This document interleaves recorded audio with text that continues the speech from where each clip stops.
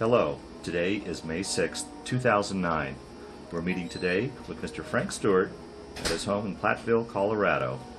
My name is Brad Hoops. I'm the interviewer for the Northern Colorado Veterans History Project. Welcome, Frank, and thanks for participating in the project today. Thank you for coming. All right. Let's start out, if we could. Tell us a little bit about yourself, date of birth, where you were born, a little bit about your family. Well, I was born December the 12th, 1921, on the old Cheyenne Arapaho Indian Reservation in western Oklahoma, near a little town called Greenfield. And tell us a little bit about your family, what your folks did for a living, if you had brothers and sisters and such. I have a father and mother and two brothers and a sister. And where do you rank in that? I was first. First, okay. And I was the big one. I weighed 115 pounds when I came back from service. 150. Oh, jeez. After 4 years. Wow. How much do you figure you weighed going in? About that same. Is that right? Yeah. They didn't feed us that much in those days. Oh, boy. Tell us a little bit about growing up in Oklahoma. Particularly, you probably went through the Dust Bowl, the Depression. What was a little? Well, my dad was in World War I. He was in the Coast Artillery Corps and went over into Germany with the portable cannons for the horses to pull. 6 of them from that town signed up to go, thinking they would be safe because they get to guard the American coast. And as soon as they got their big perch on the horses and their cannon to where they could hit a target, they put them on a ship and sent them over to start fighting the Germans. And when he returned, when the Depression came on, shortly after 1929, that was when they had the big crash. They closed all the banks because they were so short of money. But everyone said, well, how can we live in America if we don't have money to exchange? We have to have profits. And everyone volunteered, especially the big companies, volunteered to just give them the money. But they said no. And finally someone came up with the idea that if they would give a $500 bonus to every veteran who had been in Germany fighting, that this would be an adequate way to cover a little money in the whole United States. And you know what? That was extremely successful. So my dad used this to buy 2 teams of horses, extra cows, poultry, turkeys. He'd got 25 turkeys from somebody, hens, and a couple of toms. We moved out to this Indian lease, which was owned by the medicine man of the tribe, who was a single person, and he traveled around to all of his relatives all the time. And so he was never there. Now, do you guys have Indian blood, Cheyenne Indian at all? Or? Well, I have, I'm supposed to be 164th Choctaw, because my other grandfather was in the Indian Territory in the Choctaw Nation as a deputy U.S. Marshal. And if they decided that an Indian had done something wrong, they'd send him out and tell the people they had to be at Fort Smith at a certain time of a certain day to see the judge. Well, if they got sentenced to 1 to a maximum of 3 years for the white man's crime, it hadn't been a crime against the Indian tribe. But if they put him in jail, they'd turn and promise my granddad, because he was the one who gave him the message, that they were coming to look for him. And he got disturbed about this and found out that the last giveaway of land would be in western Oklahoma, because people who hadn't received any land at any time said, well, those Indians have all that land and they're not plowing it. We'll plow it. So they decided that they would give every other quarter section to people to homestead on, and an Indian would get the other quarter section. And someone said, well, how do we determine which Indians? And they decided finally, and this is a story Dad told me, and he wasn't in the habit of telling fibs. He said that there was a little boy that was born just before midnight. And because the Indian people tended to name a child according to something important, as if they saw a huge white cloud, he might be named George White Cloud, or Red Horse, or something like this. The most important thing they could think of was to name him Johnny on the Spot. And a little girl that was born after that period of time was named Mary Too Late. But anyhow, we were on Big Knee's land with a quarter section of land, and we started there. And we kept increasing everything until my mom had a big mole on her back, and at that time they couldn't determine cancer. So they removed this, told us we had to get to where it was high and dry, so we went back to Canyon City, where my dad had helped build the ore bins for the Empire Zinc Mill, because it was less expensive to move the ore to Canyon City, where they had ample supplies of coal, than to try to move the coal to the ore bin. Now, how old were you when you guys moved back to Canyon City then? Or Well, moved it was before I was quite one. Oh, okay, okay. And so then, when someone became ill in Oklahoma, we had to go back there. Dad was the only one that could take care of people. So we went back to Oklahoma and stayed there till 1938. Went back to Canyon City, and I graduated there from high school with a class of 39, which is still in existence monthly. We stayed there until after I graduated. A cousin and I went to California to look for work. Oh, that had to be an adventure. Yes, there wasn't much going on in any place except the West Coast at that time.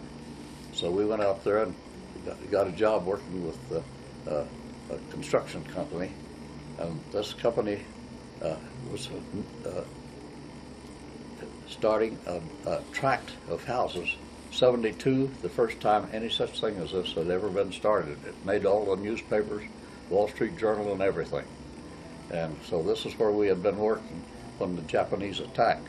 Now, did you have an interest in construction, or is that just simply a job you just landed into, or not? No, we had a friend there that knew the people that were starting this construction program, and so we worked for them until they pulled us out and said, we have to start building these bases for radar. Yeah, let's go to that. Let's talk about the day Pearl was bombed.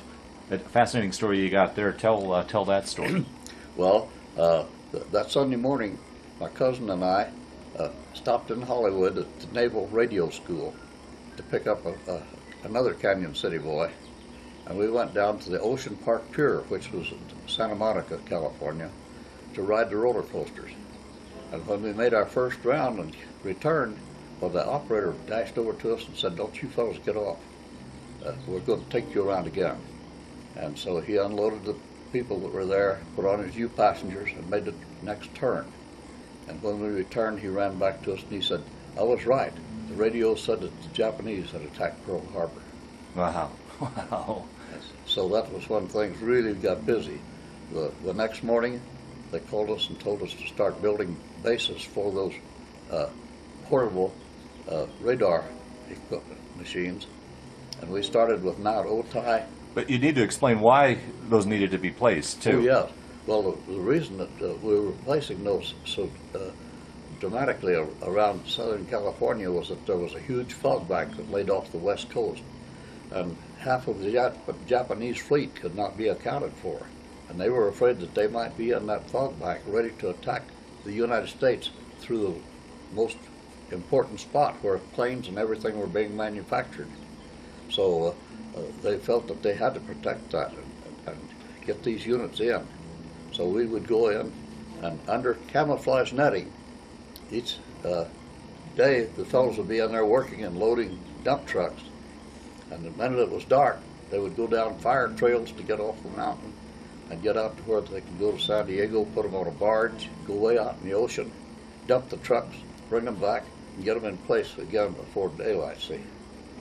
Wow. So this was the thing that we were doing, and it was an unbelievable operation, just like all of World War II was. And you installed these all along the southern coast, is that correct? Yes, halfway to San Francisco. Wow.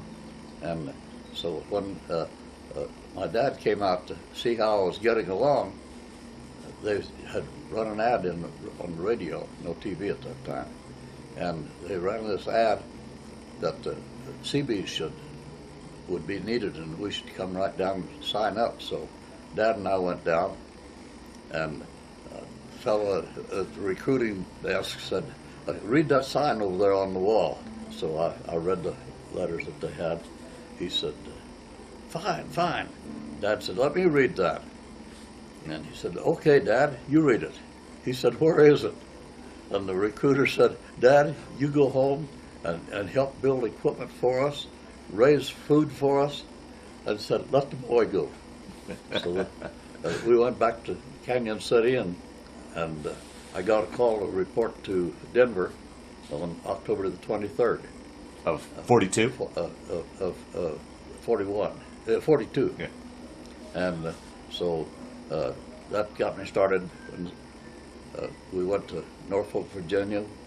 We went over to what is now the CIA base. It was just a batch of gullies and washes and lots of trees.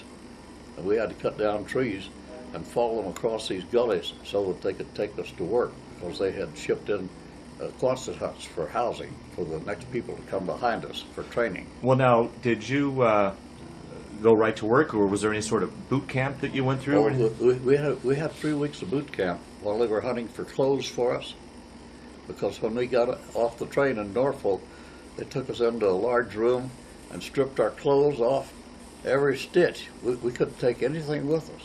And they gave us one set of underwear. They gave us a wool, one of those turtleneck sweaters, a jumper that didn't even have buttons because the button factory couldn't make them fast enough to go with the coats. And they said, well, for heaven's sake, send the coats. And we got our shoes and a little white cap. And they shipped us off to this first place to teach us how to work together and in the rain. And we stayed there for 3 weeks, moved over to what became Camp Perry and is now the CIA base. And we stayed there for a month getting these roads to where they could get in and out, because they would put a load of us in a dump truck and get a bulldozer to push us to wherever we were going. That's how rough that country was. And now that's one of the most beautiful places that you ever saw.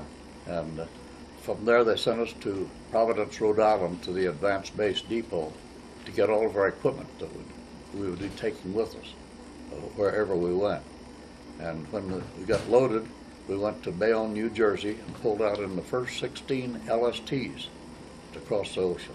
You crossed the ocean in an LST? Yes, we took the first 16 of them over there. Flat bottom ships?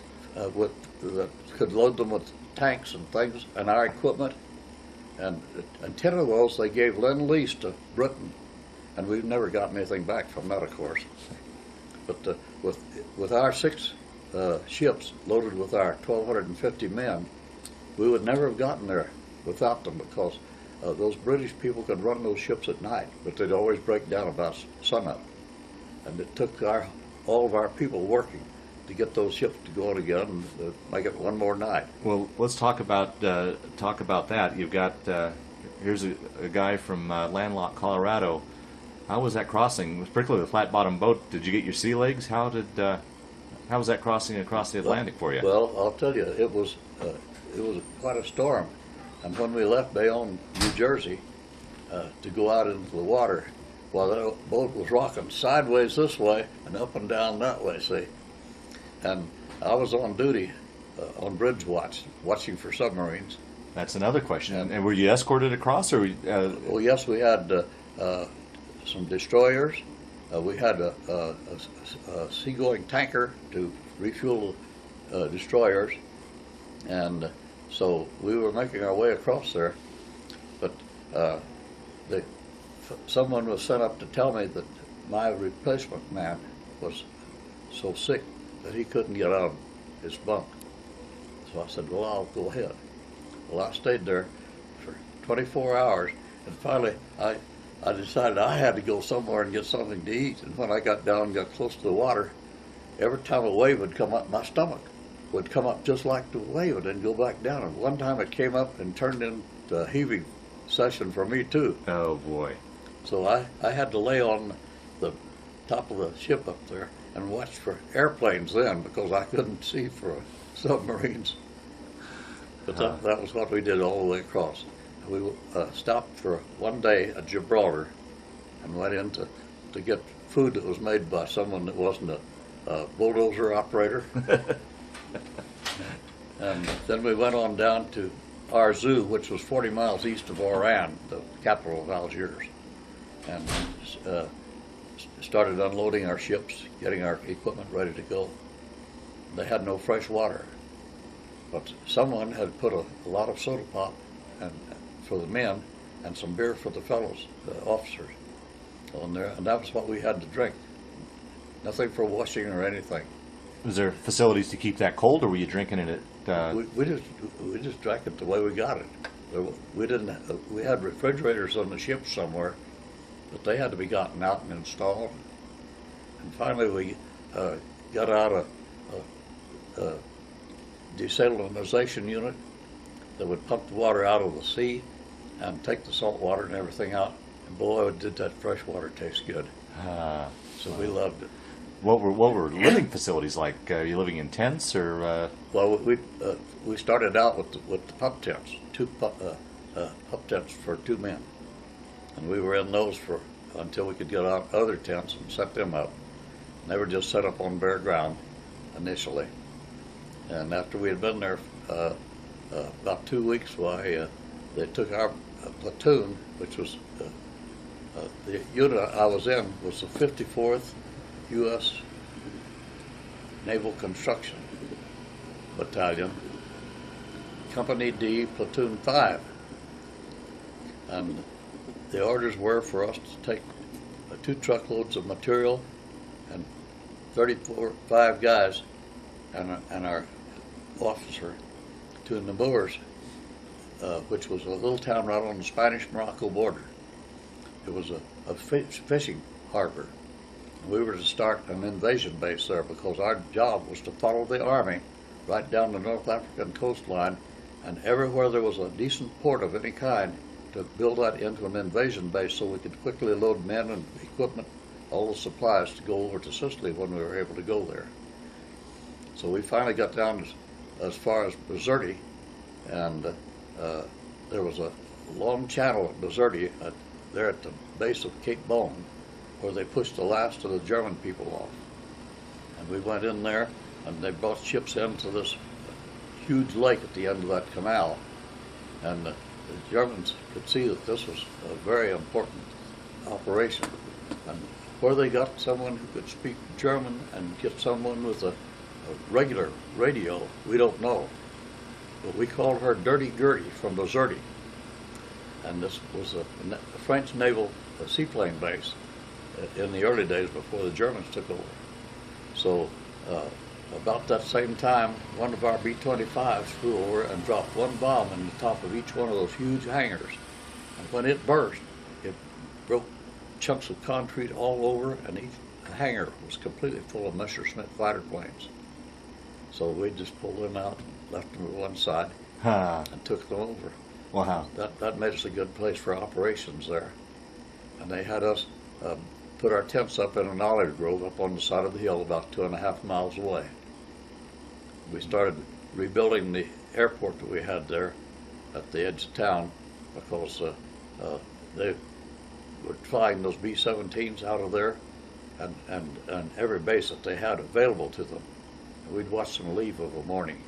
Oh, that must have been a sight. 4 planes in each tier, and we'd count how many there were that were leaving.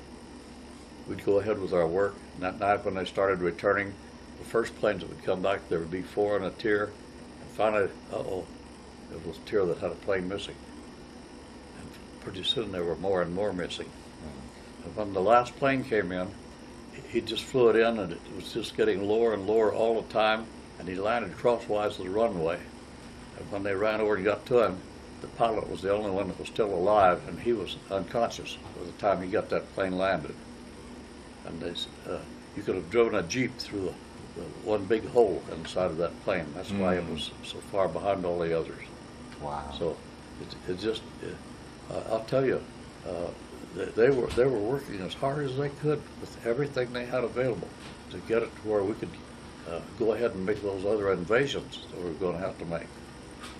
So we Were you aware that was the plan, was to go from Africa to Sicily? Were they well, telling no, you? they didn't tell us that. Yeah. They just told us this was our job for today. Yeah. And what was your specialty? Did you have a specialty in the? When I signed up as a seaman first class. That was the highest rating we could sign for. And at that rating, I got $66 a month, where if you signed up in Army, Navy, or Marines, it was $21 a month. Wow. So, boy, I was a high-paid man. I sent $40 of it home to be put in the bank. And so we got started building these invasion bases. And I should mention that on that LST that we took over, they had LCTs on top of it, which was landing craft for tanks. And they had no top on them. They just drop a ramp, and the tanks that were in it could get out. They could get about 6 tanks on a trip. Those things must have been loaded to the tilt, huh? Oh boy! And so to unload it, they had it on big timbers, and had a thick layer of beeswax on each one of those timbers. They put all the fuel in one side of the LST, and that tipped it way over, and they quick chopped the holding chains that held it, and that thing slid off into the water. So that was the way they got that bunch of ships over there, see? So somebody was thinking all the way along, with one exception. They didn't send us a single spark plug nor a set of planks for any of our equipment. Well, how was that? I mean, how were conditions in Africa? And that had to wear and tear on the equipment, I would think. Oh, it was very, very bad. And as they came along with our trucks and things for the Army, going right along that North African coastline, they just had a single dirt roadway along there. And they had to dodge Missouri because they couldn't get through the little narrow streets that they had there. And I went up there to service the bulldozers and carry-alls that they had building this new road. And the foreman was there from the original days. He was a Tunisian. And I asked him, in my hauling ability and his, most shaking hands, I said, "What do you think of that?" Whenever this carry-all went by. And he looked at it and he pointed at an iron wheelbarrow. He said, "Tunisian, he gets a load up here at the top of the ridge, who wheels it down to the gulch at the bottom where they have a culvert and dumps it down there and comes back. That's half a day's work." He said, "Now American come," he said, "it's all gone." And boy, in 2 days we had that whole roadway around that city ready to go. Wow. What was it like to be over in Africa and see those, like meeting that Tunisian and seeing the sights? It must have been. Oh, it was something. You know. Because when they sent us up to Nemours, they only gave us, see, at that time we just had to take everything that America was producing, which wasn't too much. We got 10.5 Chevy dump trucks. And we got just a couple of trucks that had 4-wheel drive. That was all they felt they could spare for us. And so we put all of our supplies in those, and we stood straddling the sidewalls of that truck, the 2 trucks. And we'd ride till the fellow just couldn't stay there any longer, and they'd beat on the cab and stop. We'd get out and we'd walk and trot up and down the road till we felt like we could get on and ride again. And we made that 200 miles that way. And we set up our tents and started building a base. Were you comfortable in the sense of living conditions? I mean, in a tent, I imagine in the desert they say it gets hot in the day, cold at night. 130 degrees in the shade with no shade. And so you'd work with just your pants, your shoes, and your fiber sun helmet all day. And we got a pretty good sized tank up on a tower, so we could put water in it during the night, and it could heat during the day. And when you came in from work, why, you'd go in and take a quick shower. And when you came out, they had made an error. They gave all of us sheepskin coats because we were supposed to have gone to Alaska. And when we got out, we put on those sheepskin coats. It was so cold at 90 degrees, see. And we took over a French Foreign Legion horse barn, sealed all the cracks between the boards, built a screened area because the flies were thick with those other two barns of horses. And we'd get a bunch in there, and they'd spray it to kill the flies. Then open the other door, bring in a new bunch. Every little bit they'd have to sweep the flies out. And that was where we went to have our food and any time off that we had. Were you getting proper supplies and food coming in? I mean, how was the food? Food was very poor. The Army was in charge of food, and they saw to it that the Army got the first of the supplies. So they ended up shipping those little 40 and 8 railroad cars. They hauled 40 men in a car, or eight horses. And we got corned beef hash. And we got corned beef hash 3 times a day. Oh. For a month and a half. Are you able to eat corned beef hash to this day? My wife never even thinks about it. She said, it would be great to have corned beef hash once. She said, we used to have it when we were kids. We thought it was great. But we ended up getting some those old K rations that were a biscuit and some good food to mix with the corned beef hash. So that made a pretty nice deal for us. And finally, our own people made kettles, and we had propane available to us for a fire, and they put it in there, and they got hold of some of those sea rations that were in cans that were just coming out. They'd open a can for each fellow, 1,250 of us, in those kettles, and heat it for our meals so that we didn't have to have corned beef hash anymore. Wow. But see, you didn't object to anything like that. You said this was war. It's time for us to do whatever we have to do, no matter what it is. So did it ever get hard to function? I mean, you had a lot of, the living conditions, the poor food, the heat. Did that ever play on you? Did it ever get to you finally? Where, I think it wore down a person eventually. You did what you had to do, and so the fellows that were in the front lines were fortunate to be getting those K rations. So all of us felt so great. And finally, our people, they had the food ships would come into Oran finally, instead of at Casablanca where they'd been coming in with the corned beef hash. When they started coming in there, that helped because they brought in a lot of flour. And our people made arrangements with the bakers in the town, and all the women had those Dutch ovens to bake their home slices of bread. And they would give people enough flour to make bread, and they would give us half of the loaves of bread back. Well, it wasn't long till people were coming in from courier planes, no matter how far they flew. They'd fly into that Seabee base to get a slice of real bread. And I'll tell you, it was considered cake. And oh boy, we just did fine because we said, look what we have. And so meanwhile, we got busy getting those LSTs ready to go over on the invasion. We built pontoon causeways that were 5 feet wide, 5 feet deep, and 7 feet wide. And they'd put those on two side by side and fasten them to big angle irons so that they'd end up with about 200 feet of unit. And that would be fastened on the side of the LST, and one on the other side. Well, the first one, what were these causeways made out of? Steel. Steel, okay. Yeah, and thank heavens they were.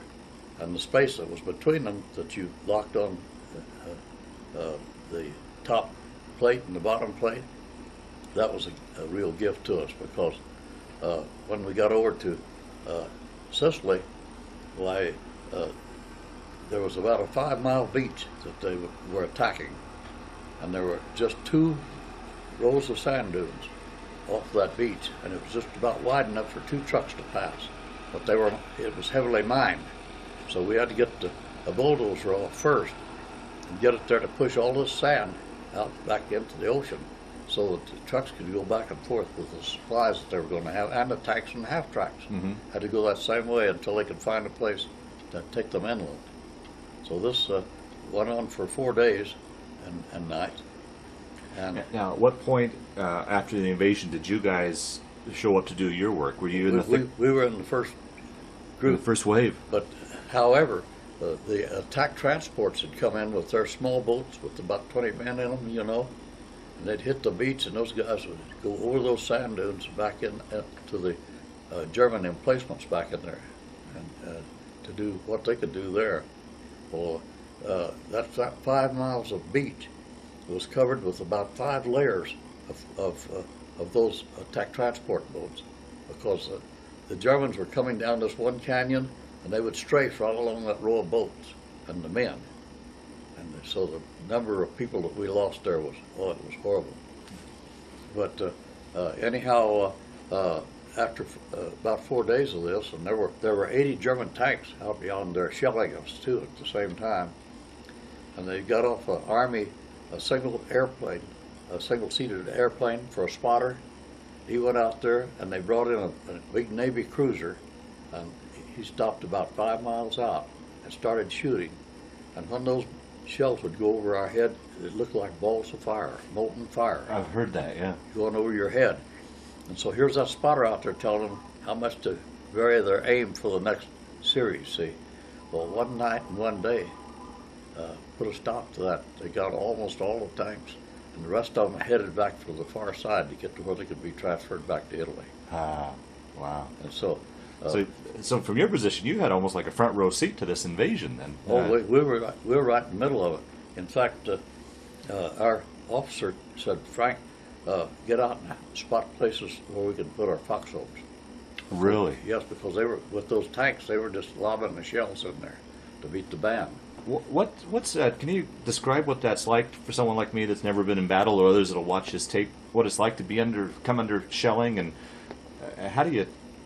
what are you thinking? Well, where do you run to?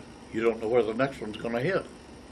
And so with these pontoon causeways that we had built, why, if we got the first one off one side, would come around and it would get underneath the ramp. Have you seen a picture of the LST? Mm-hmm. Yeah. The doors open and the ramp drops down. They would lower that ramp onto our causeway. Which, for people that are watching, LST is a landing ship tank. Landing ship tank. Yeah, okay. And so the half tracks and the tanks, truckloads of ammunition, could all go down. And when they got to where, we could bring the other one in, anchor it at the beach, and then fasten the two together so a tank could go down the one row and switch over to the other and go onto the tank and get to where our bulldozer had cleared a road for them. And so we were just right in the middle of it all the time. And on the 5th day, General Patton came ashore, and we saw pictures of it when we got back to the States, of him leading his men ashore, and we'd been there for 5 days already. But see, he was in charge. He had to be at a safe place. Yeah. So you can't criticize him for waiting until it was a place that he could set up for operations on land that was safe. What was your general thoughts about Patton? Did you have an opinion of him at all, or? But we just saw him coming ashore and going past us, and go to where he was going to set up his headquarters. So we said, well, somebody has to be our leader. Somebody has to do the planning. We'll do the rest of the work. So we stayed there for 10 days in this special detachment unit that you have here before you. We were divided from our 54th Battalion into this 106th Battalion detachment for the special invasion, both Sicily and then on into Italy. So that was where we received our commendation for what we had done. Now, did your battalion lose any men during this invasion at all, or injuries, or yourself? Or? We only lost one there, and he was standing there holding the cables to pull those two causeways together, and a Ju-88 attack bomber, and they were coming about one every 2 or 3 minutes. Came down this row and dropped a bomb and hit in front of him, and it just mussed up his shoulder till he couldn't work. But that was the only casualty we had at that invasion. But when we got ready for a unit to go on up to Anzio, why, they had dug with bulldozers holes and set those German tanks in them and all they had was the turret up there with its cannon.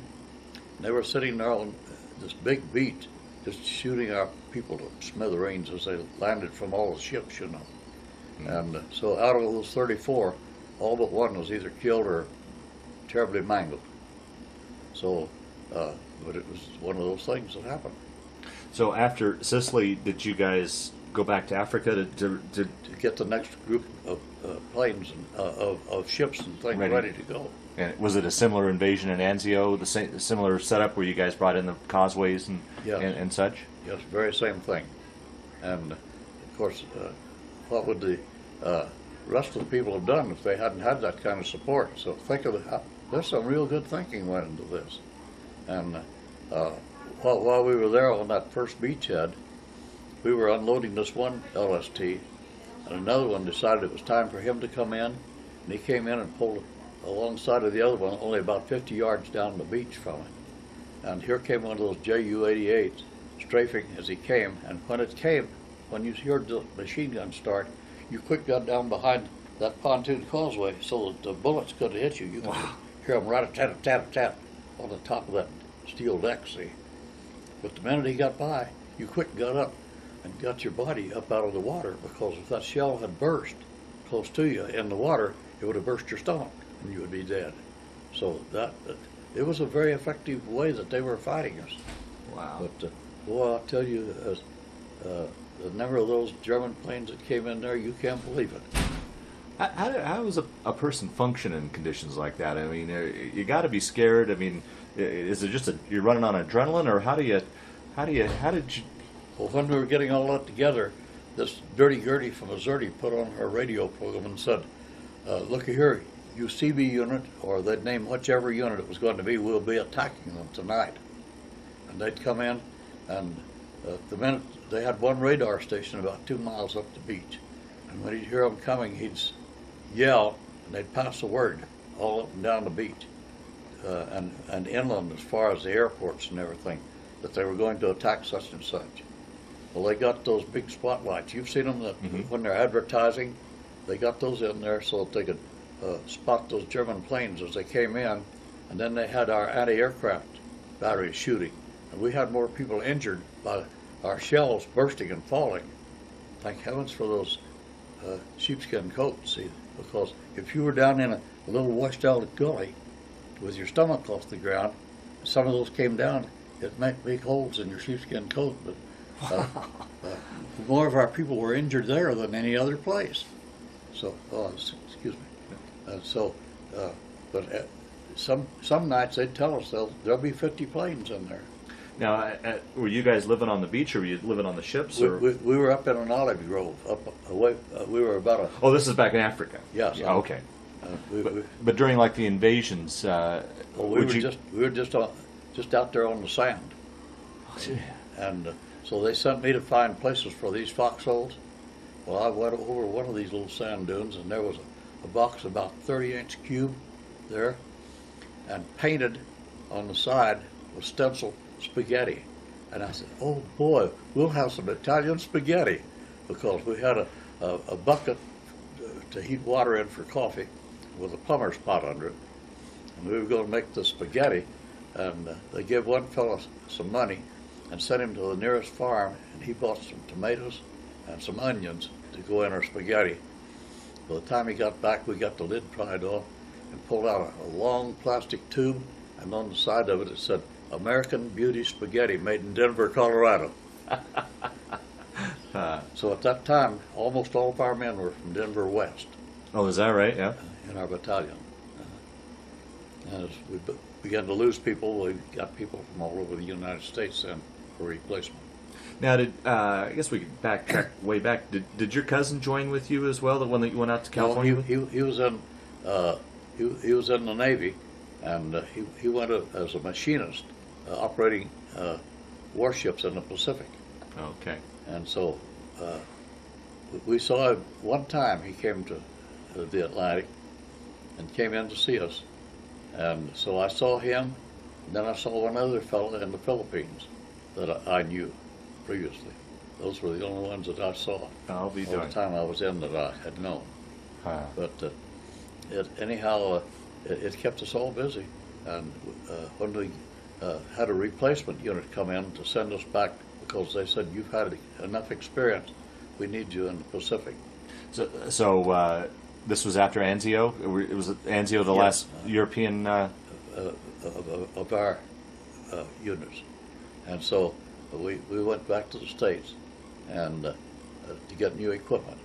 And they were going to overhaul what we had and get it ready to give somebody else. So we stayed there at the Advanced Base Depot in Providence, Rhode Island for several months. We got a 30-day leave. You able to get back home? Yes. It was $80 for a round trip on the train anywhere in the United States. So I rode back as far as La Junta, got off there and hitchhiked up the canyon to see all my friends, because by this time my folks were in California working in an airplane plant. Oh, okay. And so the minute that I visited there just a little bit, well, I got back to La Junta, got on the train and went on to Los Angeles. We went up to the beach there.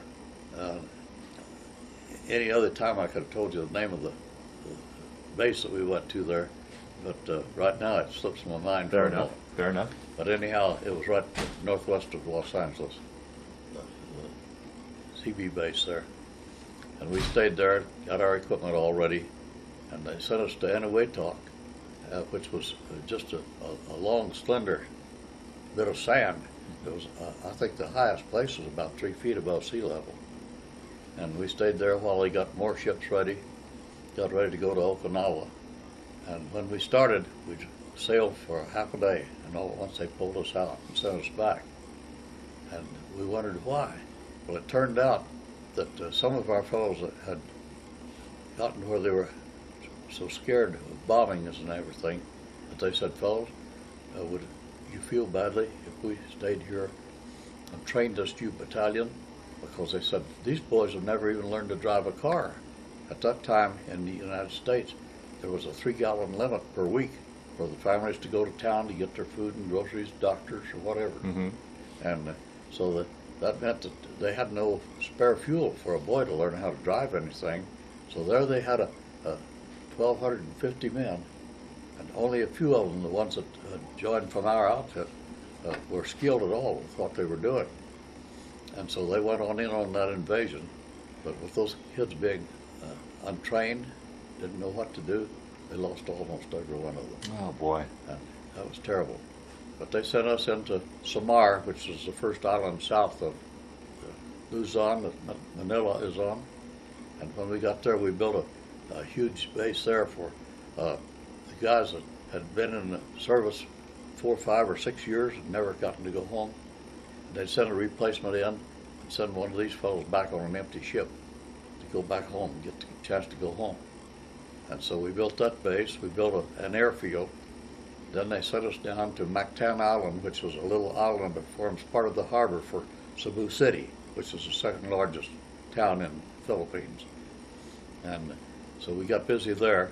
And the Japanese had been using that as one of their principal airports. And all it was leveled dirt.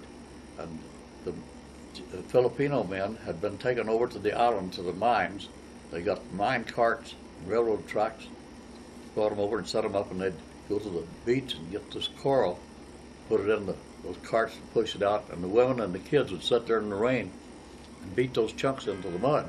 Well, this was adequate to carry the weight of the lightweight Japanese planes, but when we got there, man, our planes would just go right to the bottom. So they stopped it quickly, put us to work. We dug out every bit of that soil, clear down to solid coral, and then we started bringing in more coral. We built it up, and fellows that landed there said that was the best field they'd ever landed on. Is that right? So that was what we were doing right up to the end of the war. Now, how were conditions compared to Africa in the Pacific for you, as far as living conditions? Navy ships were bringing in supplies to us. Oh, they brought us good food. We felt like you just had a regular working day to go out and get everything done. Of course, it was a long one, 20, 24 hours sometimes on whatever your job was at that moment. But you had long days and short nights, and you got the job done. Did you ever come under attack from the Japanese? Were you ever close Well, to? what we were doing, we were building a lot of the so-called invasion bases, and they would put, when they'd bring Army in, they'd take a bunch of those boats, they'd go up to the far end of Seabee Island and go in there and chase the Japanese that were hiding back in the jungles and just living off of what they could get from the forest, you know. And whenever they dropped the bomb at Hiroshima and Nagasaki, why, they said, get some fences built adequate to contain these Japanese whenever they surrender. And they decided that there would be 1,500 of them, and we built a huge pen for those guys. But when they came in, there was 15,000 of them. They could have taken a club in each hand and have beaten all of the Army, Navy, and Marines to pieces if they'd have known what to do and had done it at one time. See? Yeah. But it was that way all over the islands out there. You can't believe how many people. Where did they get so many men to put them in all those places? But they were ready to go to Australia whenever we stopped them. Yeah. And so that was what we did. And we got, when my number came up, 6 of us were put on a little yard oiler, which meant to run around to the small ships and give them their fuel.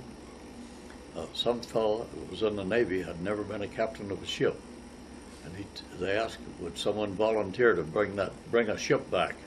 And he volunteered, and when he got there and found out it was that little yard oiler, he said, well, we got to repaint this thing. And we got out in the ocean, and the water was running over that deck about a foot deep everywhere. You couldn't paint anything. And he got so mad at us because we wouldn't get out there and try to knock the paint off and get some more on between the waves. And when we got to Guam, he put us in a small boat and sent us ashore without any papers. Well, it was Christmas Eve, and we went up to the port there, and the base commander and one signalman was there. And he said, what are you fellows doing here? We told him what had happened, and we were put ashore without any papers. Made him so mad, he took the signalman up to where he could flash his message. And when that fellow came back, he said, I never knew there were so many cuss words that you could send. He said, that man ate that guy out, something terrible. Told him he was reporting it back to Washington, to what he had done. So they put us on a truck, sent us out to where they were going to have a big Christmas Eve dinner. And we stayed there all night. The next day we got on the Pensacola, which was to be retired and sent back to Eniwetok for the, they dropped a bomb out there to see how many ships of what class, so that they would know what they were needing to do and for future bombs if they ever needed them. Mm-hmm. Well, they took the guns, the ammunition, everything off this Pensacola and dumped it in the ocean as we went back to San Diego. And when we got there, we stayed one night. They put 2 Pullman carloads of us together and sent us to Norman, Oklahoma. I was in charge of that, to get us back there and get us discharged. So that was the end of my trip there. So this was January of 40? January the 6th of 1946. Yeah. And you had enlisted in 42, right? Yeah, Almost 4 years. Yeah. Wow. Let me ask you, when you were back there in the Philippines and you'd gotten word that we had dropped the bomb, did you have any idea what this thing was when you'd heard what it had done? Could you put your arms around this thing? We had no way that we could even imagine what it was like. And you said we should tell you if something interesting came up at any time over there. Well, the job I was working at that time, I had 4 guys helping me, and there at Bizerti, and at our zoo, and I took them out. We called an army truck and rode back to Oran, and we walked around the town, and man, that was a nice-looking town. And you didn't know that all the villages out there had no sanitary provisions at all. You had to walk everywhere you stepped at all times to not be in deep danger. Wow. And so we got there and we looked it all over and we decided that this one restaurant was the right place to go. So we went in there and they seated us, and man, that menu, it must have had 25 items on it. And we looked, and we couldn't read any French. And finally, it said pescado. I said, that's Spanish for French. Spanish for fish. And I said, here's one that looks like it would be porky. So when the waiter came to us, he said, what do you want? We said, 5 porkies. Okay, so he left. In a little bit he came back, he said, only 2 porkies. Now what do you want? Well, we'll take 3 pescados. He left, and when he came back, he had a huge crystal bowl. You know what the black olive juice looks like in a can? Well, it was full of that, and full of black olives floating around. And we thought, why do we have this? And we looked at the other table, and at the other table, the people were picking up little anchovies like this. Down they'd go. But we said, none of that's for us. So we'd pick them up, and we'd try to nibble a little bit along one side and turn it over and nibble a little and put it back. Well, before we were ready to leave, here he came in, and he had 2 nice pork dinners. He had 3 platters that had 2 big fish on it, all prepared. So we ate that, and we went back, and of course we weren't supposed to even leave our base. But I was able to get by with murder all the time because I'd help the boss out of some tight holes, and so if something came up, like for instance whenever the Thompson submachine guns came out, he said, Frank, go down to the armorer's tent, get one of those Thompson submachine guns and get lots of ammunition. Go out here on the side of a hill where it's safe, pick out a rock and get started shooting at it. Get it where you can hit that thing. Huh. So one day a full Navy captain came in. We'd never seen anyone from the Navy before.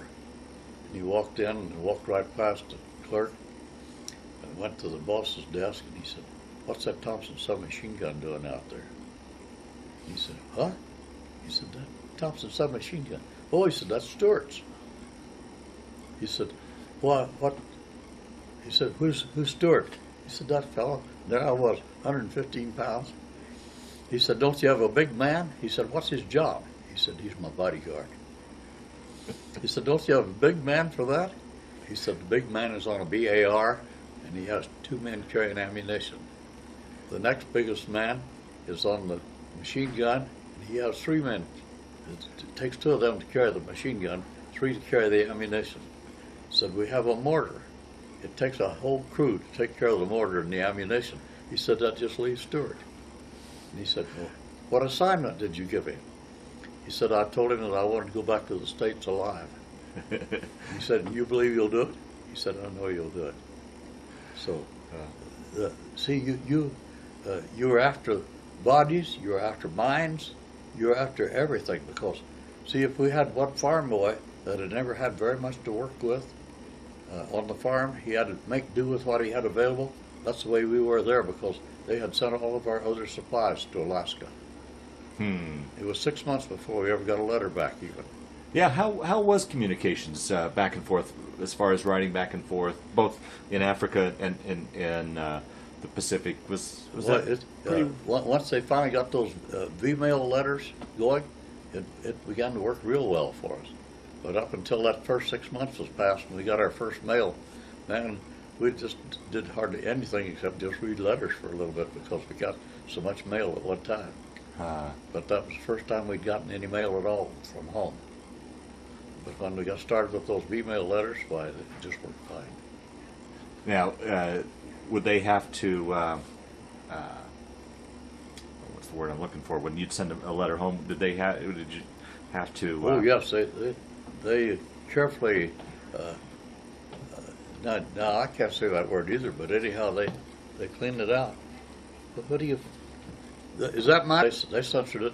Some of the fellows said they sent letters home that had very few English words left on them after they got through censoring it.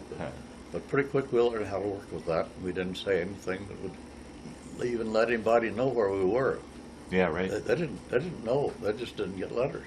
How did afterwards, when you got home from the war and were back home and safe, did your folks ever talk about that? What they were thinking during that period of time when they really had no idea where you were, how you were doing? Did they ever talk about that? Not very much. They just asked us, how'd you make out? Huh. And we said, well, we just did the best we could with what we had. Yeah. And they said, that's what we're doing here in the States. We're getting everything we can ready for you fellows over there. And my dad was working at this building fighter plane, small ones for trainers. And whenever his shift was over, he couldn't stand, having been an old farmer for so long, he couldn't stand just going home and sitting. And he found a little service station close by, but they'd had to close. And so he got them to reopen that. And people would bring their stamps to him and just give him whatever orders of stamps they had given. And he'd fill their tank. And you're talking rationing stamps for? Yes. Yeah. Uh-huh. And so when I got back there, why, he had quite a number of those rationing stamps extra. And he said, the first morning he came in about 5 o'clock, and he said, hey, he said, you think we should go up to Visalia, where my grandmother was living with an aunt, and see her? And I said, well, if you think we can go, let's go. So away we went. We had plenty of stamps. So we got up there, went to the door. He told me to stay in the car with my Navy clothes on. And he said, he knocked at the door, and when my aunt came to the door, he asked if it was some other person, you know. She said, oh, no. She said, the McWilliams live here. He said, oh, I wouldn't know about them, but he said, I'm looking for so-and-so. She said, we've been here for 10 years. And she kept arguing. Finally, my grandmother in the back of the room said, Frank, why don't you come on in and quit picking on that girl? So we went in, and so this aunt says, well, Mom, how'd you know that was Frank at the door? She said, well, didn't you notice? She was Fay from Welsh. They could imagine things that were going to happen ahead of time. Time after time, she did this. Wow. And so she'd gotten up, put on her Sunday dress, and was waiting for us. She knew the two of us were coming. I'll be darned. So they had quite an experience as they were moving west from the East Coast, you know. They had what would have been, their cabin was about the size of this area here where we're eating. And my granddad was a hemophiliac, bleeding uncontrollably. Mm-hmm. And he was laying in bed, couldn't even raise his head, and she would dab in a cloth with water and squeeze the drops in his mouth. And this is a story she told me. And she, to my knowledge, she had never lied. And she heard someone say, hello, the house, which was a typical greeting in the forest at that time. And so she went to the door, and she said, yes. He said, is there a man here that has the nosebleed? She said, yes, there is. He said, he was an old, weather-beaten man on a flea-bitten gray mule. And he said, give me his full name. She said, William Riley Stewart. He said, ma'am, he said, if you go in and check, I think you'll find his nosebleed has stopped. And she went in, and sure enough, his nosebleed had stopped. He never, and he'd had it frequently all of his life up to then. He never ever had another nosebleed. And when he died at 64, why, he died from having a tooth pulled, and they couldn't stop the bleeding. I'll be darned. So whenever he got to where he could, he got on his horse. He rode all the trails out through the forest where they were working. No tracks, and no one had ever seen anyone on an old mule. So my grandmom says, God sends angels, you know, today. So, see, that's the kind of thing we have in our background. Yeah. Those old-timers didn't have much to work with. We lost so many. How was your homecoming when you got back home? Your folks were still in California. Do you remember coming home for the first time and what that was like? Well, I came home and we got on this train to go through, and we were off down in Arizona, and well, this time we were a mixed group of passengers. And there was a lady there that had 4 little kids, one of them just a tiny baby, and she was headed from the East Coast out to see her husband, who had just been shipped back to the States. And so all at once I looked down, and here was a little fellow that could barely walk, and you know how those Pullman cars had that platform there that had to give and take. That little boy was just stepping on one of those, so I picked him up and held him, and he was so glad to see somebody and put his head on my shoulder and went to sleep. And after a while, here came a frantic woman. She'd left her other 3 babies and she was hunting her little boy. And she got up there, and here was a Marine with us. He said, "Lady, don't worry. There's a Seabee up there that has him up on his shoulder." He said, "We'll bring him back whenever we get fed." So when we got through eating, we took him back down to his mother. She said that was the first rest she'd had, really, coming across the country, because the train didn't move very fast. Yeah. But they were moving, getting things done.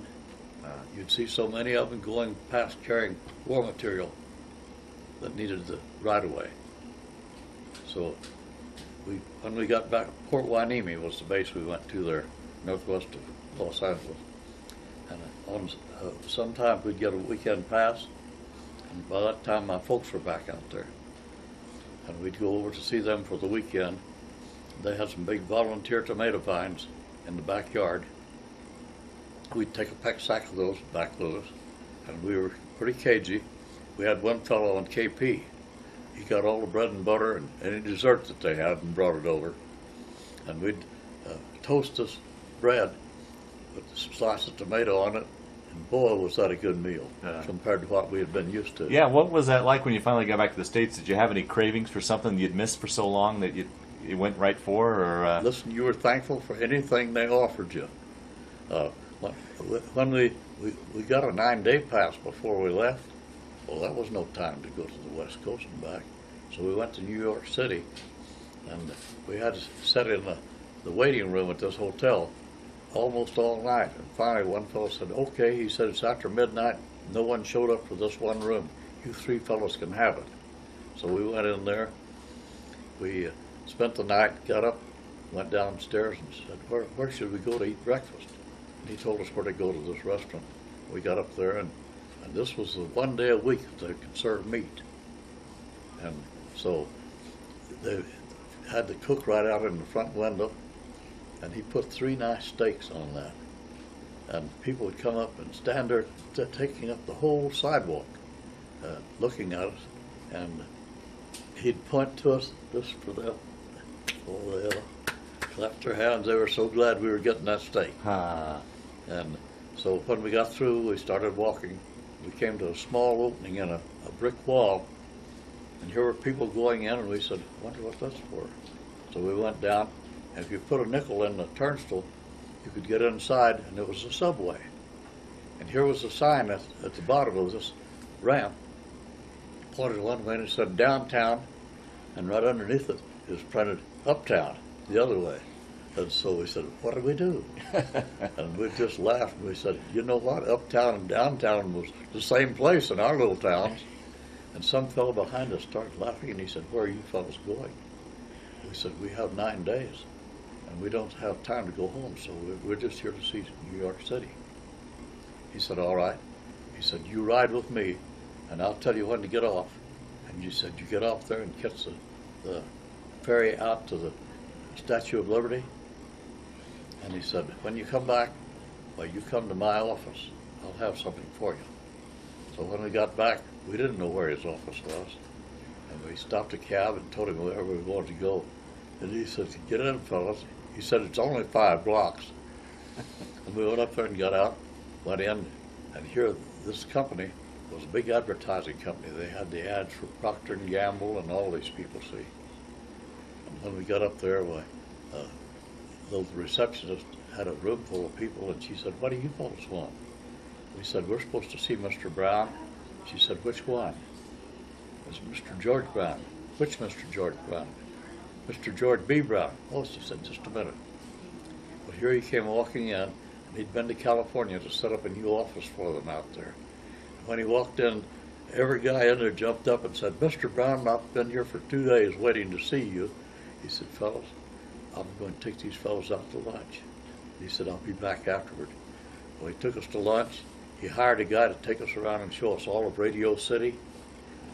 We saw the first TVs where part of you could go in one room and talk, and the fellows in the next room with the regular TV, could see you and hear your voice, see? Wow. And so we thought that was great. But he left word. He said, you're to come to my office after you eat breakfast every morning. There will be tickets there to all the shows and everything. Every day she had new shows lined out for us to go to. I'll be darned. And so you talk about, you know, there are a lot of people that have doubts about whether the Lord still lives. And you can sure see it in the way things are going here in America today. But you know what? He took care of me everywhere that all of this went. This one night the Germans came in and bombed when we'd set up the first Quonset huts to take over our relief people, and it hadn't been painted. And there was one bomb that had hit just about 6 feet from the corner of one of those buildings, and the next one 6 feet the other side. Every guy was out there with those buckets of paint. If they had to use undershirts, they did it. They were coloring all those things. Boy, they had thought we were crazy when we told them that they had to be quiet to listen for that radar signal telling us they were coming. Well, he said, we'll start shooting you fellows if you don't stop. Well, they believed that. But after that bomb string started falling and more planes behind doing the same thing, well, I tell you, it convinced them in a hurry. Wow. Wow. So those were, see, those are just little things, but they were some of the things that were going on Right. all the time. Right. Just like, here's that big string of Italian fellows coming back with their suitcases packed whenever we got 10 days back into Sicily. These guys were coming in, one soldier guarding maybe 25 Italians, had a little suitcase and their clothes. We said, where are you going? They said, New York City. The only English words they knew. But they got back over to Africa. They put them on a boat and sent them home to some prisoner of war camp. We didn't know where they went. Yeah. But they were going to take advantage of the opportunity as it was presented to them. So now you're done. You're discharged from the service. Take your story from there. What did you do from the time? Did you rest and relax a little bit? Or did you go right to work? And then tell us your post-war life. We heard that ground alfalfa was needed badly for all the poultry places, and so we put up a mill to grind alfalfa. When we got it ground, we found that there was a government rule that alfalfa could not be sold in less than so many bales at a time. You say we, was it you and your dad, or who started this? An uncle and I hired some local fellows to help me. Is this out in California or back in Colorado? In Oklahoma. Oklahoma, okay. And so I stayed there, we got that building built, but then here we couldn't sell it because we could only sell it for the same price that the farmer sold it to us. So I said, well, that's the end of that. Now what will I do?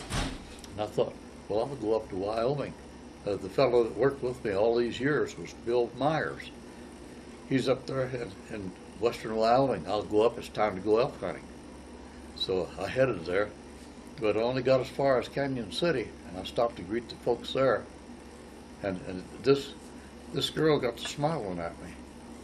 And you know, all the years, my folks were always taking care of everyone in the community. And they never had any time for hugging and kissing. They thought if you had food and clothing and housing, what more did you need? You were wanted. And so we got up there, and my sister had been in class with this one girl, and looked like a pretty nice girl, and I got to watch in their house. And you know, when school was over, some boy, some classmate of hers would come out with a nickel bag of pinion nuts that he'd gotten from a guy downtown. He'd come down and they'd sit out on the front porch swing. And now this isn't, she did this, but there's a point where I have to tell you, I'm not telling the truth anymore. But these guys would sit and visit till their nickel's worth of pinion nuts were gone. And they'd get up and leave. Pretty quick here'd be another one show up. And I watched that and I said, man, those guys are fighting a losing battle. There's better ways to do this. And I went to town and bought $1 worth. And I brought it home and put it in the seat of my car, opened the door, went across the street where she always walked to get to her house, And I ate a few and dropped the shells on the sidewalk. Then I'd leave a good one or two. And I did that right across to my car, had some on the running board. This is where the fib starts. Okay. And here she came following those pinion nuts, getting the good ones and eating them. And when she got there and she saw that sack full, she stepped up on the running board and reached in for that sack, and I just shoved her in and took her up to the preacher and got her married. So see, it's hard to tell a fib like that, isn't it? Yeah. But we did get married. And we moved to California. I went to work for this contractor that I had known out there.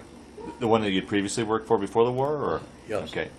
And so then it got so rainy that I began to have difficulty with breathing. I went to see the doctors, and they said, well, when your brother threw that rock and hit you in the forehead, it broke your nose over this one sinus. We have to take that out. So when they removed the bone around that area, they said, now you can't stay outdoors in the winter for 3 or 4 years now. So I said, what in the world will I do? I said, let's go back to Colorado and go to school at Fort Collins. So we went there on the GI Bill. I graduated in agronomy. We went out to California, and we had a big building there, the Old Main. It was one of the first big buildings that they had on the Fort Collins campus. And we had to wear our overcoats and gloves, and all the papers that they gave us, they gave you a multiple choice. Check one of them, which one you think is nearest right. There were 425 of us kids in there taking the horticulture class at one time. Well, when I got to California to see my folks who'd gotten back out there, well, I looked in the paper and it said, wanted a man to do grass tests. So I called that number, and it turned out it was Forest Lawn Memorial Parks. You've heard of them. There's a big cemetery out there. And so I called a number, and they made an appointment for me to come down. And I went down and I talked to this fellow for 2 hours, the vice president of maintenance and construction. And he had been Mr. Pepsi-Cola of Hawaii, but his mother owned all this land where the cemetery was. And his stepfather was the manager. And after we talked a little bit, he said, I have to go to another meeting. Could you come back tomorrow for 2 more hours? And I came back and we talked a little more, and he said, now what did you say you trained for in college? I said, agronomy. He said, you know, I worked for days getting money enough to hire a horticulturist. He said, what did you say you were? And I said, a horticulturist? He said, I thought that's what you said, you're hired. So I did the tree planting and everything, landscaping, all the new buildings and things they put in for 10 years. And then we knew the Howards that had the mortuary at Denver, and they were going to start a cemetery, so they had me come back and start the cemetery for them. We got moved up here as a part-time job, raising sod and selling it to people that needed it. And finally we quit the mortuary, stayed with the sod business a while, and pretty soon you couldn't hire anybody to work part-time. So a man came by from the southeastern part of the state down at Walsh and said, I just bought a new truck to haul propane, and I don't have enough places for him to go. He said, there's nobody within 17 miles of here. He said, could we put a tank in here? I said, yes. So they set the first tank here. We had a terrible storm hit right after they got the first load of propane in. All the electric wires were down everywhere. The fellows with dairies were having just milk and pour the milk on the ground. And so we'd take propane to them to fill their tank, because the people that were in Greeley were taking care of the closest people to their plant. They didn't get out here. Well, we built up a business there in one big store. And so we stayed here with the propane business and quit the sod business.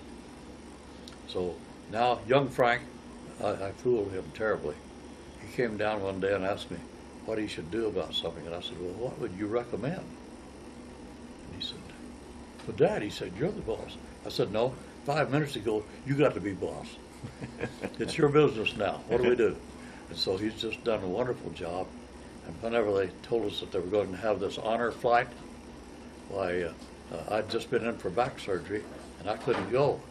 But Stan Cass called me, and he said, Frank, we're taking another load out. He said, you have to be on that one, okay? I said, yes. I said, now you need guardians? He said, yes, we need one for every 3 of you veterans. And he said, we'll get you one. I said, well, Frank will pay for his seat. He'll be a guardian for me and 2 other fellows, okay? He said, okay. So away we went and had this big fine trip with all the people of northern Colorado had gotten together. Of course, a few of them gave most of the money, but everybody was helping. Yeah. And as we went down the highway from up at The ranch there. the ranch, why, every crossing we came to was full of fire trucks, police cars. They all had their lights on. They were blowing their horns. Yeah. They had the ladders out over the highway with the American flag on it all the way into Denver. And that's the way they treated us there. Everywhere we went in Washington, we were just greeted by everyone.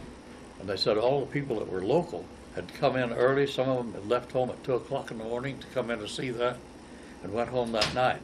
They said we were the first ones that they had known about that were staying all night to get to see all of that. So see, I'll tell you, the good Lord just blesses you all the time. Yeah.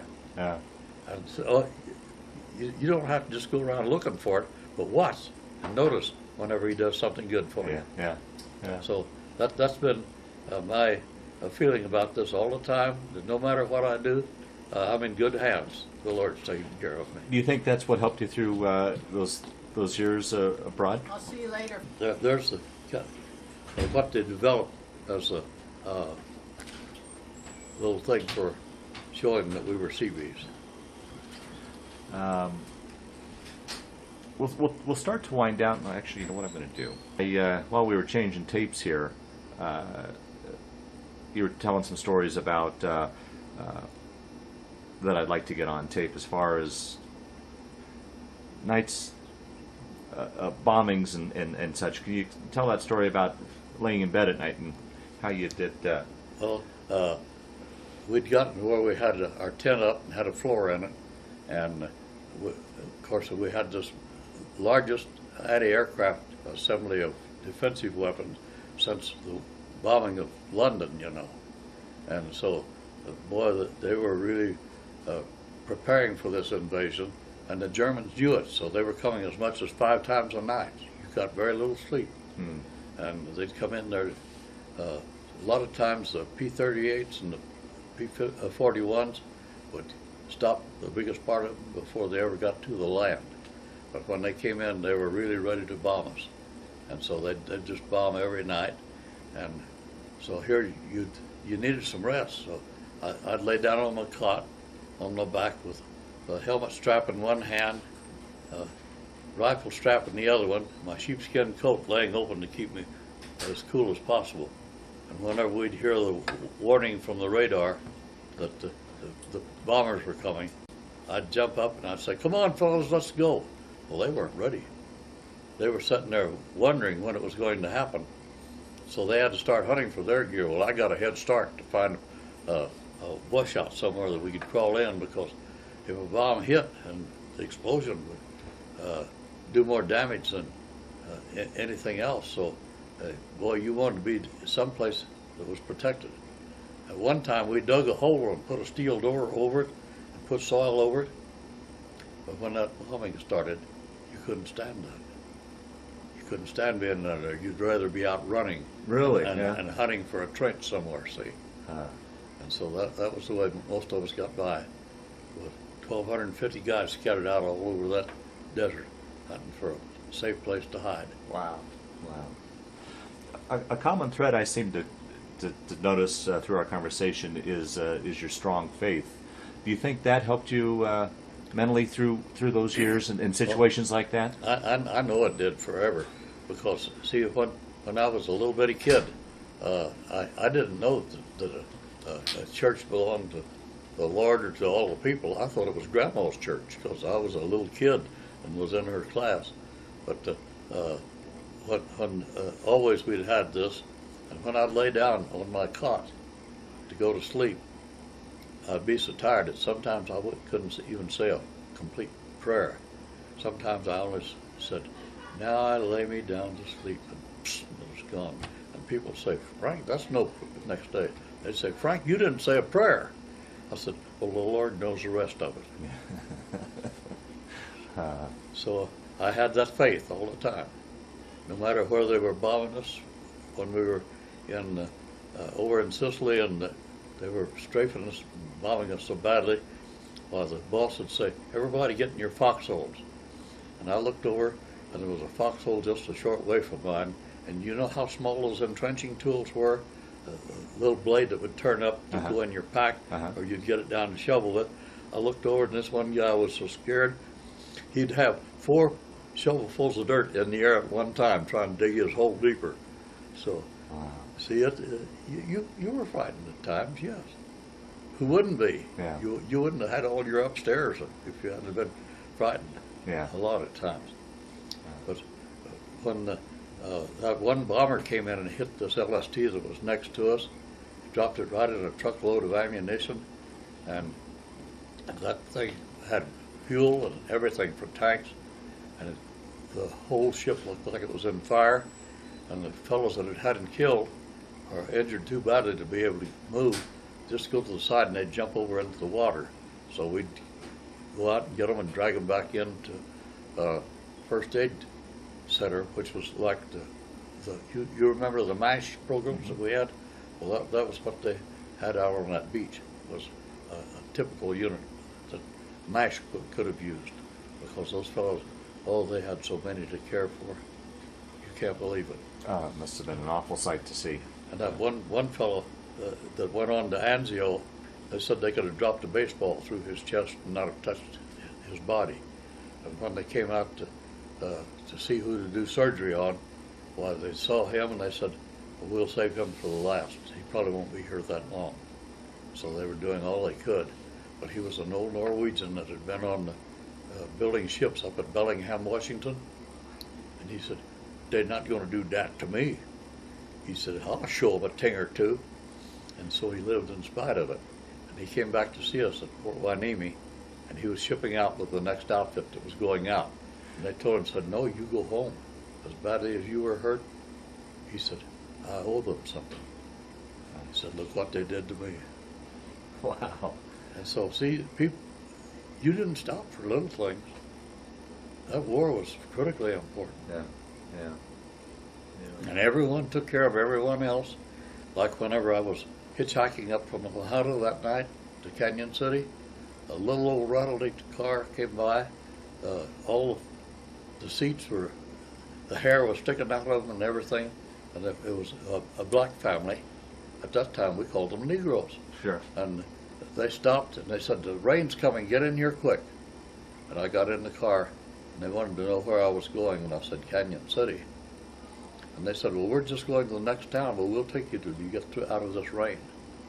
So they took me on 2 more towns before the rain stopped. And here they were using their 3 gallons per week, a lot of it to take me. But everyone was somebody's boy. Everyone in America was pulling together. We don't have that today. Right. And we should have it. This is the land that the Lord gave us, so that people could come here to worship freely. But today, you see people out, they're walking their dog or having trotting here or there or going to baseball, basketball, all the entertainment games. So that there are very few people doing the serious work that we have around. Yeah. The other night, a lady came to speak to us from a Lions Club nearby. And they'd heard about this area in South America that didn't have glasses available to them. So 17 of them took 2 suitcases, one with their clothes and one with glasses. And you know, we pick up glasses and send them out to this penitentiary out here by close to Sterling. And those fellows are so skilled they can work those things over and get them to where they're a good pair of glasses for, and they're noted for what the vision care is.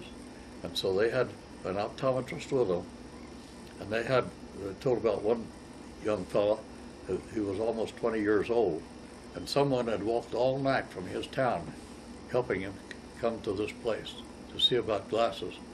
and they put glasses on him, and he looked around and he said, well, I've known that this was a wonderful place, but he said, I didn't know there was anything as beautiful as what I'm seeing here.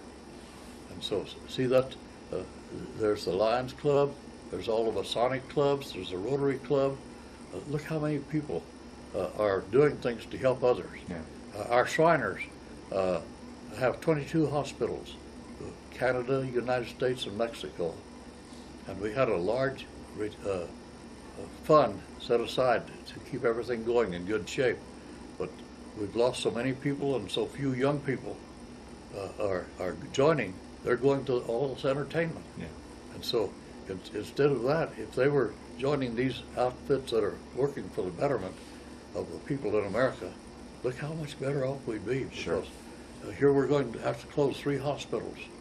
And right, for years, we have given more every year to crippled children than the United States government has.